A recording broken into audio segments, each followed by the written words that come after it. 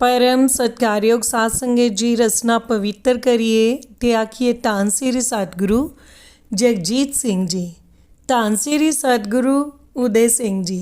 साध संगत जी, गुरबाणी विच रामकली वार पहला विच लिखिया है, अजय सुरोवै भिखिया खाए, ऐसी दरगह मिले सजाए। इस पंक्ति ते किस कथा ते आधारित है ये, ਉਹਦੇ ਬਾਰੇ ਅੱਜ ਅਸੀਂ ਸਰਵਣ ਕਰਾਂਗੇ। ਇੱਕ ਵਾਰ ਰਾਜਾ ਆਜਿਜ਼ ਜੀ ਸੂਰਜ ਵੰਸ਼ ਦੇ ਸੂਰਜ ਹੋਏ ਹਨ।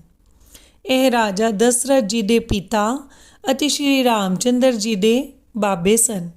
ਰਾਜਾ ਅੱਜ ਹਰ ਰੋਜ਼ ਬ੍ਰਹਮ ਮੁਹੂਰਤ ਵਿੱਚ ਉੱਠ ਕੇ ਇਸ਼ਨਾਨ ਧਿਆਨ ਤੋਂ ਵਿਹਲਾ ਹੋ ਕੇ ਸੂਰਜ ਚੜ੍ਹਦੇ ਹੀ ਦਾਨ ਕਰਨਾ ਸ਼ੁਰੂ ਕਰ ਦਿੰਦਾ ਸੀ ਅਤੇ ਸਵਾ ਪਹਿਰ ਦਿਨ ਚੜ੍ਹਦੇ ਤੱਕ ਦਾਨ ਕਰਦਾ ਹੀ ਰਹਿੰਦਾ ਸੀ। ਉਸ ਤੋਂ ਬਾਅਦ ਅਸਤਬਲ ਵਿੱਚ ਜਾ ਕੇ ਯਾਨੀ ਘੋੜਸ਼ਾਲਾ ਵਿੱਚ ਜਾ ਕੇ ਘੋੜਿਆਂ ਦੀ ਸੇਵਾ ਆਪ ਸਾਹਮਣੇ ਖਲੋ ਕੇ ਕਰਾਇਆ ਕਰਦਾ ਸੀ। ਉਹਨਾਂ ਘੋੜਿਆਂ ਗਊਆਂ ਹਾਥੀਆਂ ਆਦਿਕਾਂ ਦੀ ਸਫਾਈ ਕਰਾਉਣ ਮਗਰੋਂ ਉਹਨਾਂ ਨੂੰ ਘਾਹ ਨਿਹਾਰੀ ਦਾਣਾ ਰਾਸ਼ਨ ਆਦਿਕ ਆਪਣੇ ਸਾਹਮਣੇ ਖੁਆ ਕੇ ਫਿਰ ਆਪ ਜਾ ਕੇ ਭੋਜਨ ਛਕਦਾ ਸੀ। ਭੋਜਨ ਛਕ ਲੈਣ ਮਗਰੋਂ ਰਾਜ ਦੇ ਹੋਰਨਾਂ ਕੰਮਾਂ ਵੱਲ ਧਿਆਨ ਦਿੱਤਾ ਕਰਦਾ ਸੀ। ਇੱਕ ਦਿਨ ਗੁਰੂ ਦੀ ਨੇਤ ਕਿਸੇ ਮਹਾਤਮਾ ਨੂੰ ਖਿਆਲ ਆ ਗਿਆ ਕਿ ਤਨ ਉੱਪਰਲਾ ਬਸਤਰ ਮਸਤਾਨਾ ਹੋ ਗਿਆ ਹੈ, ਚਲੋ ਰਾਜੇ ਪਾਸੋਂ ਮੰਗ ਲਿਆਈਏ। ਇਹ ਖਿਆਲ ਹੁੰਦੇ ਹੀ ਸੰਤ ਕੁਟੀਆਂ ਤੋਂ ਤੁਰ ਕੇ ਰਾਜੇ ਦੀ ਦਾਨਸ਼ਾਲਾ ਵਿੱਚ ਪਹੁੰਚੇ। ਪਰ ਰਾਜੇ ਦੇ ਮੰਦੇ ਭਾਗਾਂ ਨੂੰ ਉਸ ਵੇਲੇ ਦਾਨ ਕਰਨ ਦਾ ਸਮਾਂ ਬੀਤ ਚੁੱਕਾ ਹੋਇਆ ਸੀ। ਸੰਤਾਂ ਨੇ ਪੁੱਛਿਆ, ਰਾਜਾ ਅੱਜ ਕਿੱਥੇ ਹੈ? ਰਾਜੇ ਦਾ ਨਾਮ ਅਜ ਹੈ। ਕਿਸੇ ਨੇ ਕਹਿ ਦਿੱਤਾ, ਜੀ ਉਹ ਘੋੜਸ਼ਾਲਾ ਵਿੱਚ ਗਿਆ ਹੋਇਆ ਹੈ। ਸੰਤ ਵੀ ਰਾਜੇ ਦੇ ਮਗਰ ਹੀ ਘੋੜਿਆਂ ਦੇ ਤਬੇਲੇ ਵਿੱਚ ਪਹੁੰਚ ਗਏ। ਰਾਜੇ ਨੇ ਸੰਤਾਂ ਨੂੰ ਆਇਆ ਵੇਖ ਕੇ ਬੜੀ ਆਓ ਭਗਤੀ ਕੀਤੀ ਅਤੇ ਹੱਥ ਜੋੜ ਕੇ ਆਉਣ ਦਾ ਕਾਰਨ ਪੁੱਛਿਆ ਤਾਂ ਸੰਤਾਂ ਨੇ ਕਿਹਾ, ਇਹ ਸਰੀਰ ਦਾ ਪਰਦਾ ਕੱਜਣ ਵਾਲਾ ਬਸਤਰ ਜੀਰਨ ਹੋ ਚੁੱਕਾ ਹੈ, ਇਸ ਲਈ ਤੇਰੇ ਦਰ 'ਤੇ ਆਏ ਹਾਂ। ਜੋ ਸਾਨੂੰ ਇੱਕ ਨਵਾਂ ਬਸਤਰ ਮਿਲ ਜਾਏ ਤਾਂ ਸਰੀਰ ਦਾ ਨਿਰਬਾਹ ਚੰਗਾ ਹੋਣ ਲੱਗ ਪਏਗਾ। ਰਾਜੇ ਨੇ ਬੇਨਤੀ ਕੀਤੀ, ਮਹਾਰਾਜ ਅੱਜ ਤਾਂ ਦਾਨ ਸਮਾਂ ਗੁਜ਼ਰ ਚੁੱਕਾ ਹੈ, ਆਪ ਕੱਲ੍ਹ ਦਰਸ਼ਨ ਦਿਓ, ਫਿਰ ਆਪ ਜਿਸ ਤਰ੍ਹਾਂ ਦਾ ਬਸਤਰ ਚਾਹੋਗੇ ਤੁਹਾਨੂੰ ਮਿਲ ਜਾਏਗਾ। ਸੰਤਾਂ ਨੇ ਕਿਹਾ, ਰਾਜਨ ਜਿਵੇਂ ਸ਼ੇਰ ਦਾ ਇੱਕੋ ਪੁੱਤਰ ਹੁੰਦਾ ਹੈ, ਐਵੇਂ ਸੰਤਾਂ ਦਾ ਮੰਗਣਾ ਵੀ ਇੱਕੋ ਸਮੇਂ ਹੀ ਹੁੰਦਾ ਹੈ। ਜਿਵੇਂ ਤੀਰ ਧਨੁੱਖ ਤੋਂ ਨਿਕਲਿਆ ਪਿਛਾਂਹ ਨਹੀਂ ਪਰਤਦਾ, ਐਵੇਂ ਸੰਤ ਦੁਆਰੇ ਤੋਂ ਗਿਆ ਮੁੜ ਕੇ ਉੱਥੇ ਨਹੀਂ ਆਉਂਦਾ। ਜੋ ਹਾਜ਼ਰ ਹੈ ਹੁਣੇ ਦਵਾ ਦਿਓ, ਕੱਲ੍ਹ ਕਿਸ ਨੇ ਡਿੱਠਾ ਹੈ? ਰਾਜੇ ਨੇ ਕਿਸੇ ਮੰਦ ਕਰਮ ਦੀ ਪ੍ਰੇਰਨਾ ਨਾਲ ਕੁਝ ਸੋਚੇ ਸਮਝੇ ਤੋਂ ਬਿਨਾਂ ਹੀ ਉੱਥੋਂ ਲਿੱਧ ਦਾ ਬੁੱਕ ਭਰ ਲਿਆ ਅਤੇ ਸੰਤ ਜੀ ਵੱਲ ਕਰਕੇ ਕਿਹਾ, ਇੱਥੇ ਤਾਂ ਇਹ ਹੀ ਹਾਜ਼ਰ ਹੈ। ਸੰਤ ਜੀ ਨੇ ਝੋਲੀ ਅੱਡੀ, ਰਾਜੇ ਨੇ ਲਿੱਧ ਸੰਤਾਂ ਦੀ ਝੋਲੀ ਵਿੱਚ ਪਾ ਦਿੱਤੀ। ਜਦ ਸੰਤਾਂ ਦੀ ਝੋਲੀ ਵਿੱਚ ਲਿੱਧ ਪੈ ਗਈ ਤਾਂ ਸੰਤਾਂ ਨੇ ਕਿਹਾ, ਰਾਜਨ ਤੇਰਾ ਦਾਨ ਕਰੋੜ ਗੁਣਾ ਫਲੇ। ਇਹ ਕਹਿ ਕੇ ਸੰਤ ਚਲੇ ਆਏ ਅਤੇ ਉਹਨਾਂ ਨੇ ਉਹ ਲਿੱਧ ਲਿਆ ਕੇ ਆਪਣੀ ਕੁਟੀਆ ਦੇ ਬਾਹਰ ਵਾਰ ਇੱਕ ਪਾਸੇ ਰੱਖ ਦਿੱਤੀ। ਸਾਧੂ ਬੋਲੇ ਸਹਿਜ ਸੁਭਾਏ, ਸਾਧਕਾ ਬੋਲਿਆ ਬਿਰਥਾ ਨਾ ਜਾਏ। ਸੰਤ ਜੀ ਨੇ ਲਿੱਧ ਲੈਂਦਿਆਂ ਕਹਿ ਦਿੱਤਾ, ਤੇਰਾ ਦਾਨ ਕਰੋੜ ਗੁਣਾ ਫਲੇ। ਜੇਕਰ ਰਾਜੇ ਦੀ ਦਿੱਤੀ ਹੋਈ ਲਿੱਧ ਇੱਕ ਸੇਰ ਸੀ ਤਾਂ ਉਹ ਹਰ ਰੋਜ਼ ਕਰੋੜ ਸੇਰ ਵਧਣ ਲੱਗ ਪਈ। ਇਸ ਤਰ੍ਹਾਂ ਥੋੜ੍ਹੇ ਸਮੇਂ ਵਿੱਚ ਸੰਤਾਂ ਦੀ ਕੁਟੀਆਂ ਦੇ ਆਲੇ ਦੁਆਲੇ ਲਿੱਧ ਦੇ ਅੰਬਾਰ ਲੱਗ ਗਏ। ਇੱਕ ਦਿਨ ਰਾਜਾ ਅੱਜ ਸ਼ਿਕਾਰ ਖੇਡਦਾ ਉਸੇ ਪਾਸੇ ਵੱਲ ਆ ਗਿਆ। ਉੱਥੇ ਹਜ਼ਾਰਾਂ ਹੀ ਢੇਰ ਲਿੱਧ ਦੇ ਲੱਗੇ ਹੋਏ ਵੇਖ ਕੇ ਉਸ ਨੂੰ ਸੰਦੇਹ ਹੋ ਗਿਆ ਕਿ ਇੱਥੇ ਇੰਨੀ ਲਿੱਧ ਕਿੱਥੋਂ ਆ ਗਈ। ਕੋਲ ਖਲੋਤੇ ਵਜ਼ੀਰ ਤੋਂ ਰਾਜੇ ਨੇ ਪੁੱਛਿਆ, ਇਹ ਚਾਰ ਚੁਫੇਰੇ ਲਿੱਧ ਦੇ ਪਹਾੜ ਬੜੇ ਹੋਏ ਨਜ਼ਰ ਆ ਰਹੇ ਹਨ, ਇਸ ਦਾ ਕੀ ਕਾਰਨ ਹੈ? ਇੰਨੀ ਲਿੱਧ ਕਿੱਥੋਂ ਆਈ ਹੈ ਅਤੇ ਕਿਉਂ ਜਮ੍ਹਾਂ ਕੀਤੀ ਗਈ ਹੈ? ਵਜ਼ੀਰ ਇਸ ਗੱਲ ਦਾ ਪਤਾ ਕੱਢਣ ਲਈ ਇੱਧਰ ਉੱਧਰ ਫਿਰਨ ਲੱਗਾ ਤਾਂ ਉਸਨੇ ਸੰਤਾਂ ਦੀ ਕੁਟੀਆ ਵੇਖੀ ਅਤੇ ਉਸ ਦੇ ਅੰਦਰ ਜਾ ਕੇ ਸੰਤਾਂ ਦੇ ਚਰਨਾਂ ਪਰ ਦੰਡਵਤ ਪ੍ਰਣਾਮ ਕਰਕੇ ਪੁੱਛਿਆ, ਮਹਾਰਾਜ ਇਹ ਇੰਨੀ ਲਿੱਦ ਕਿੱਥੋਂ ਆਈ ਹੈ ਅਤੇ ਕਿਉਂ ਜਮ੍ਹਾਂ ਕੀਤੀ ਹੈ? ਸੰਤ ਨੇ ਕਿਹਾ, ਇੱਕ ਰਾਜੇ ਨੇ ਲਿੱਦ ਦਾਨ ਕੀਤੀ ਸੀ। ਉਸ ਦਾ ਦਾਨ ਕਰੋੜ ਗੁਣਾ ਰੋਜ਼ ਵੱਧਦਾ ਜਾਂਦਾ ਹੈ, ਇਸ ਲਈ ਇਹ ਜਮ੍ਹਾਂ ਹੁੰਦੀ ਜਾ ਰਹੀ ਹੈ। ਅੰਤ ਨੂੰ ਲਿੱਦ ਦਾਨ ਕਰਨ ਵਾਲਾ ਰਾਜਾ ਹੀ ਇਸ ਲਿੱਦ ਨੂੰ ਖਾ ਕੇ ਇਸ ਨੂੰ ਮੁਕਾਏਗਾ।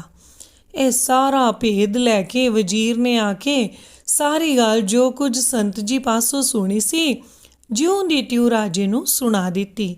ਰਾਜੇ ਨੂੰ ਯਾਦ ਆ ਗਿਆ ਕਿ ਮੈਂ ਹੀ ਇੱਕ ਦਿਨ ਇੱਕ ਸੰਤ ਜੀ ਦੀ ਝੋਲੀ ਵਿੱਚ ਲਿੱਦ ਪਾ ਦਿੱਤੀ ਸੀ ਅਤੇ ਉਹਨਾਂ ਨੇ ਇਹ ਵੀ ਫਰਮਾਇਆ ਸੀ, ਤੇਰਾ ਦਾਨ ਕਰੋੜ ਗੁਣਾ ਵਧੇ।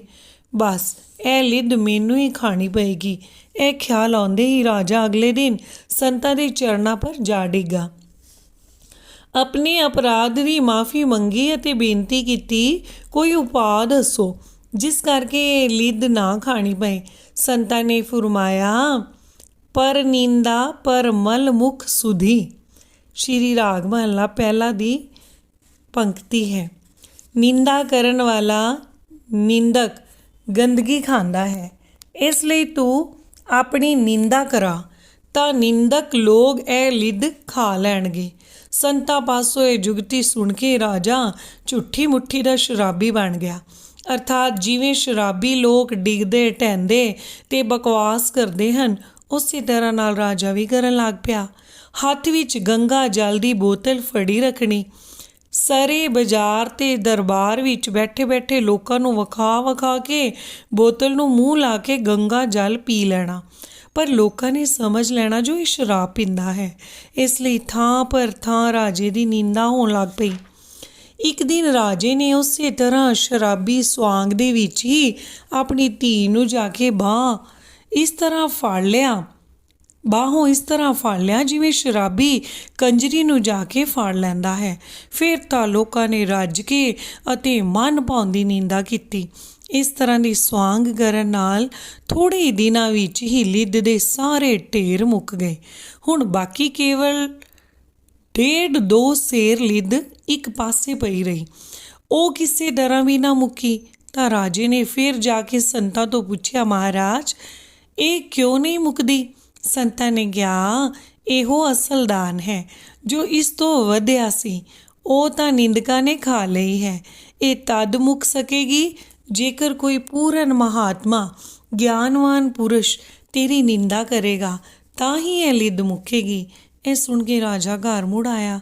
ਜਦ ਰਾਤ ਪਈ ਤਾਂ ਬੜੇ ਗਰੀਬੜੇ ਜਿਹੇ ਪੁਰਖ ਦਾ ਰੂਪ ਧਾਰ ਕੇ ਵਸ਼ਿਸ਼ਟ ਸਵਾਮੀ ਜੀ ਦੇ ਕੋਲ ਚਲਾ ਗਿਆ।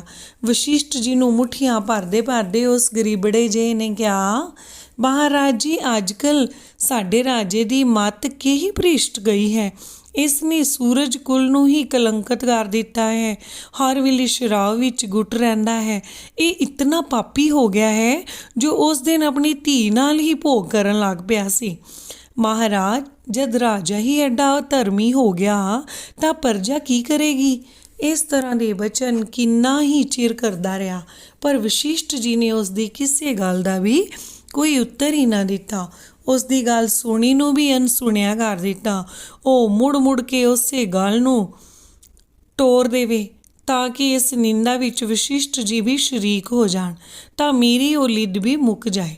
ਜਦ ਕਿਸੇ ਤਰ੍ਹਾਂ ਵੀ ਚੁੱਪ ਕਰਦਾ ਨਜ਼ਰ ਨਾ ਆਇਆ ਤਾਂ ਵਸ਼ਿਸ਼ਟ ਜੀ ਨੇ ਹੱਸ ਕੇ ਕਿਹਾ, ਰਾਜਨ ਤੇਰੀ ਲਿੱਦ ਤੂੰ ਹੀ ਖਾਣੀ ਹੈ, ਅਸਾਂ ਨਹੀਂ ਖਾਣੀ।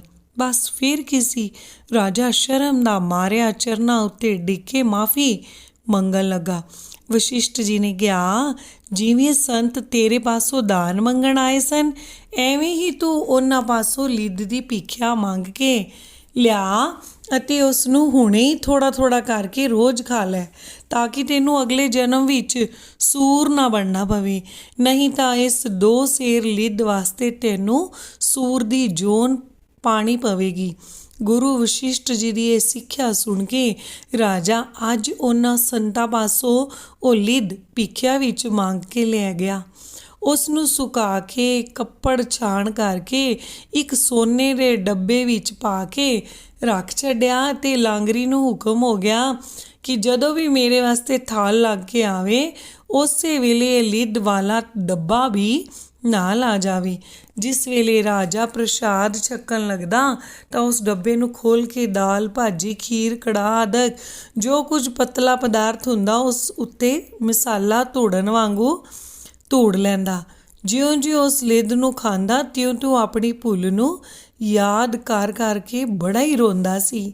ਸਾਧ ਸੰਗਤ ਜੀ, ਇਸ ਕਰਕੇ ਕਦੀ ਵੀ ਦਾਨ ਕਰੋ ਤੇ ਬੜੇ ਸੋਚ ਸਮਝ ਕੇ ਕਰੋ ਅਤੇ ਕਦੀ ਵੀ ਨਿੰਦਿਆ ਕਿੰਨੀ ਬੁਰੀ ਚੀਜ਼ ਹੈ ਇਹ ਸਾਨੂੰ ਅੱਜ ਇਸ ਸਾਖੀ ਤੋਂ ਪਤਾ ਚੱਲਿਆ ਹੈ।